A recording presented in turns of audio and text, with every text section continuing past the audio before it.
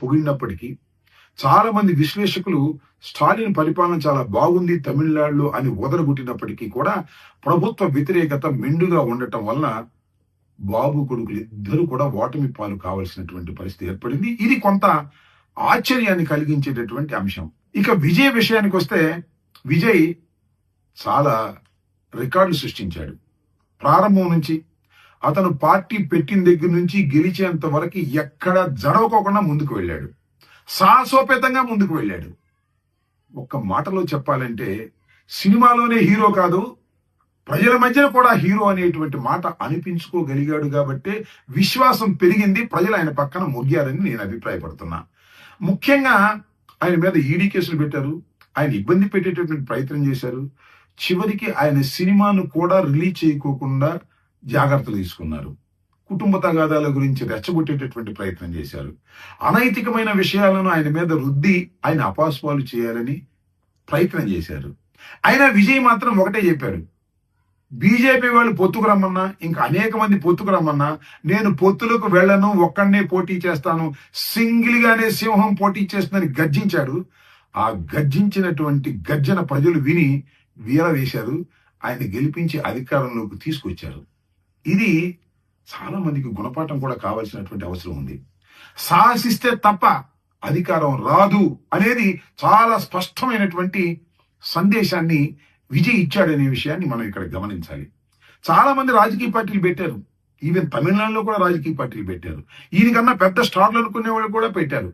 కానీ ప్రజల మధ్యన నెగ్గలేకపోయారు. కొంతమంది వెనక్కే వెళ్ళిపోవాల్సిన పరిస్థితి ఏర్పడింది. అంతేకాదు పక్క రాష్ట్రాల్లో కూడా అనేక మంది సినిమా స్టార్స్ రాజకీయ పార్టీలు పెట్టారు. కాలగర్భంలో కలిసిపోయే విధంగా చేశారు. ఒక్క నందమూరి తారక రామారావు గారు మాత్రం ఇదే పద్ధతుల్లో సాహసంగా ముందుకు వెళ్ళాడు. ఏత బోత నేను చెప్పదలుచుకున్నది ఏమిటంటే, రాజకీయాల్లోకి వచ్చిన వాడు ఎంతో కొంత మొండితనం లేకపోతే కుదరదు అని తేల్చేశాడు విజయ్ కూడా. అనేకమైనటువంటి ఇబ్బందులు పెట్టారు, అనేకమైన ఆశలు చూపారు. ఎవరితోనూ కలవకోకుండా మొండిగా పోరాటం చేసి విజయ డంకా మోగించాడు. అందువల్ల సాహసం సాయరా డింబక అని ఒక సినిమాలో ఎస్వి రంగారావు అంటాడు. అదేవిధంగా సాహసం చెయ్యందే రాజకీయాల్లో ముందుకు వెళ్ళలేమనే విషయాన్ని గమనించాలని ఈ సందర్భంగా నేను చెప్పదలుచుకున్నా.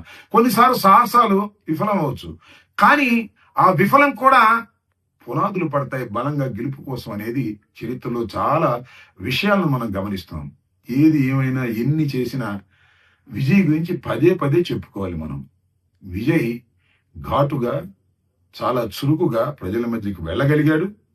అనేక విధాల ఇబ్బందులను కూడా ఎదుర్కొని ధైర్య సాహసాలతో ముందుకు వెళ్ళబట్టే ముఖ్యంగా యువకులు ఆయన్ని ఆదరించారు, ఓట్లు గుద్దారు, అధికారంలోకి తీసుకొచ్చారు. ఇక్కడ ఒక విషయాన్ని మనం చర్చించాలి. చర్చించడం అంటే కంటే చాలా మంది అంటున్నారు, పోలుస్తున్నారు. సినిమా యాక్టర్ని పోల్చడం అనేది చాలా సహజం. ఎన్టీ రామారావుతో పోలుస్తారు, విజయ్తో పోలుస్తారు. ఇవాళ పవన్ కళ్యాణ్ గారిని చాలా మంది పోల్చి చూస్తున్నారు. నేను పవన్ కళ్యాణ్ గారి గురించి మాట్లాడకూడదు అనుకున్నాను, కానీ ఈ సందర్భంలో మాట్లాడక తప్పదు. సరే, పవన్ కళ్యాణ్ గారి గురించి నేను మాట్లాడినప్పుడు జన సైనికులు లేకపోతే నా కాపు సోదరులు కించిత్ బాధపడిన ఉన్న వాస్తవాన్ని చెప్పవలసినటువంటి బాధ్యత నాకున్నదనే ఉద్దేశంతో 2-3 మాటలు మాత్రం చెప్పదలుచుకున్నాను. విజయలాగా సాహసం చేస్తే ఆ రోజున చిరంజీవి గారు, ఈ రోజున పవన్ కళ్యాణ్ గారు ఈ రాష్ట్రానికి ముఖ్యమంత్రులు ఏదో ఒక దశలో అయి ఉండేవారు అనేది విశ్లేషకుల అభిప్రాయం. కాపులు చిరకాల కోరిక, ఒక కాంక్ష.